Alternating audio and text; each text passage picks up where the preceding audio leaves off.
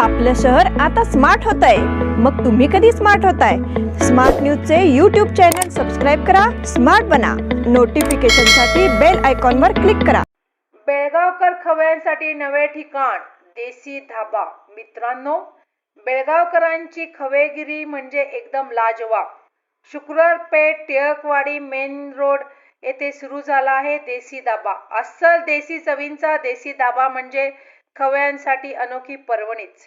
सर्वप्रथम पहा इथले शानदार वातावरण. या ठिकाणी उपलब्ध आहे दर्जेदार खाद्यपदार्थ, अत्यंत मनमोहक आकर्षक अशा स्वरूपात चटकदार डिशेस, अनेक प्रकारचे चवदार सूप, त्याचबरोबर चटकदार खमंग स्टार्टर्स, विविध प्रकारचे लज्जतदार आणि लाजवाब शाकाहारी मांसाहारी कबाब आणि मेन कोर्समध्ये भरपूर व्हरायटीज. तर मग नक्कीच भेट द्या देसी धाबा, शुक्रवार पेठ टिळकवाडी, बेळगाव.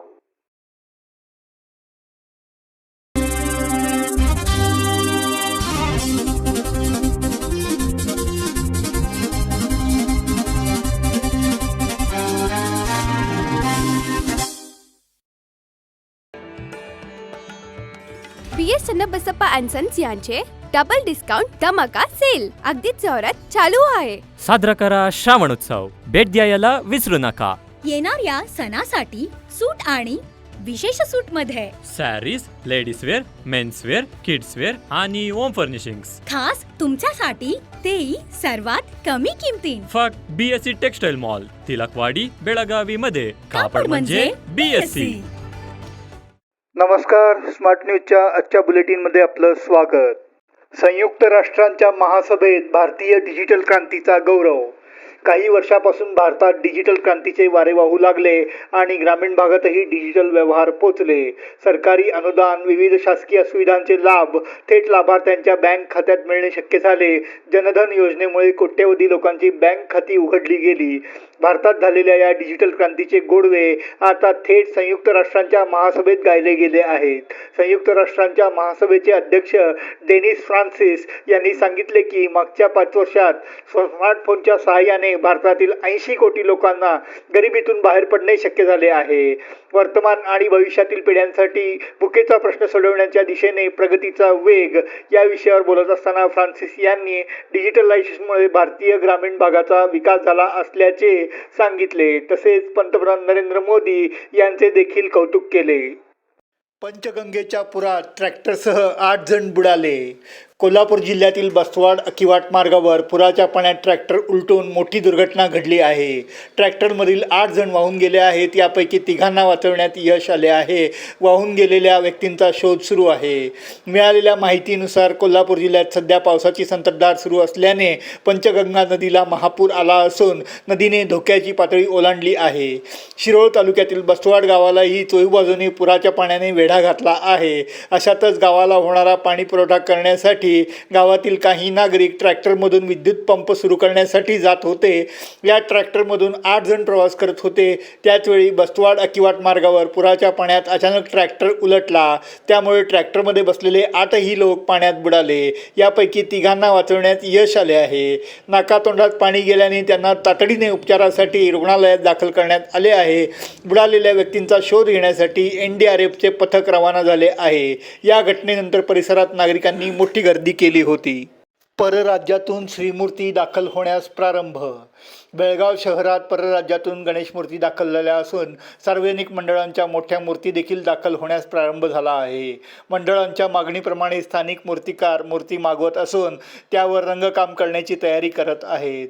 शहरात कृत्रिम तलावात गणेश मूर्तीचे विसर्जन करण्यात येत असल्याने पाण्याचे प्रदूषण होत नाही. त्यामुळे POP मूर्तींना परवानगी द्यावी अशी मागणी मध्यवर्ती सार्वजनिक गणेशोत्सव महामंडळाने जिल्हा प्रशासनाकडे यापूर्वी निवेदनामार्फत केली आहे.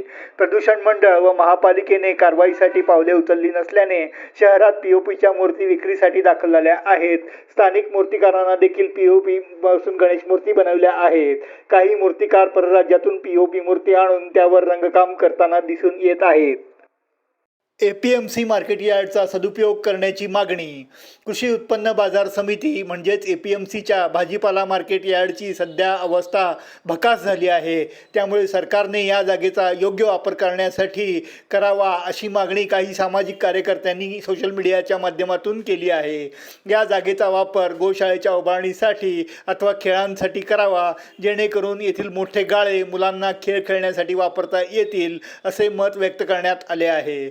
APMC मार्केट यार्ड येथील कोट्यवधी रुपये खर्चून उभारण्यात आलेले भाजी मार्केट सध्या धूळ खात पडून आहे. प्रचंड आकाराच्या या भाजी मार्केटमधील दुकानगाळ्यांची चीटपाखरूही नसल्यामुळे भकास अवस्था झाली आहे.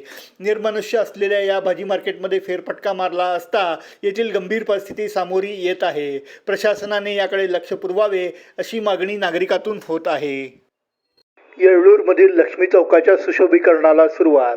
येळ्ळूर गावातील ग्रामस्थांचा रेटा व ग्रामपंचायतीने घेतलेल्या ठोस भूमिकेमुळे गेल्या 22 वर्षापासून रेंगाळत पडलेल्या लक्ष्मी चौकाच्या सुशोभीकरणाचा मार्ग आता मोकळा झाला आहे. त्यामुळे ग्रामस्थातून समाधान व्यक्त करण्यात येत आहे. लक्ष्मी स्थळाच्या उत्तर बाजूला गेल्या कित्येक वर्षापासून काही खुल्या जागेच्या मालकांकडून अतिक्रमण झाले होते. त्यावर तोडगा काढण्यासाठी संबंधित जागा मालक, ग्रामपंचायत अध्यक्षा लक्ष्मी मासेकर, उपाध्यक्ष प्रमोद पाटील, PDO पूनम गडगे, येळ्ळूर ग्रामपंचायतीचे सर्व सदस्य, चांगलेश्वरी विश्वस्त मंडळाचे अध्यक्ष नारायण कंगराळकर, बांधकाम कमिटीचे अध्यक्ष तानाजी हलगेकर, सिद्धेश्वर गल्ली तसेच गावातील नागरिक यांच्या उपस्थितीत बुधवार व गुरुवार रोजी लक्ष्मी चौकात महत्त्वपूर्ण बैठक पार पडली. या बैठकीमध्ये तडजोड होऊन लक्ष्मी स्थळाच्या उत्तर बाजूला 12 फुटावर कंपाऊंड भिंत उभा करण्याचे ठरविण्यात आले. तसेच पश्चिम बाजूलाही सिद्धेश्वर गल्लीच्या कोपऱ्यापर्यंत कंपाऊंड भिंत उभारण्याचे ठरविण्यात आले. मळेकर्णी परिसरात मांस व मद्य विक्री थांबविण्याची मागणी. उचगाव येथील मळेकर्णी देवीच्या परिसरात पशुहत्या बंदी लागू करण्यात आली आहे. यामुळे गावकऱ्यांना दिलासा मिळाला आहे. मळेकर्णी मंदिर परिसरात मद्य आणि मांस विक्री थांबवावी अशी मागणी ग्रामपंचायतीतर्फे करण्यात आली आहे.